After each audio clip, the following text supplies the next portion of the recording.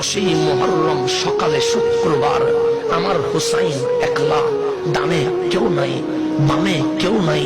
আলী আসগর চলে গেছে, আলী আকবর চলে গেছে, আব্বাস চলে গেছে।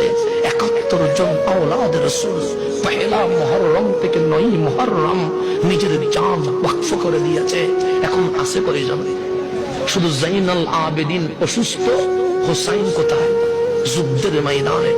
সীমার ইবনে জিয়াদ ইয়াজিদ বাহিনী ঘুরে ধরলো।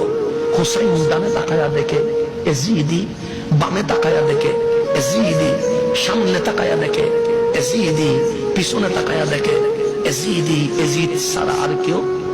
হুসাইন বলে সবার তো পাগড়ি আছে, সবার তো দাড়ি আছে, সবাই তো আযান দিয়েছ, সবাই তো নামাজ পড়েছ, তোমাদের মাঝে একজনও কি মুসলমান আছে? কয়জন? কয় হাজারের মধ্যে? 22,000-এর মধ্যে একজন কি মুসলমান আছো?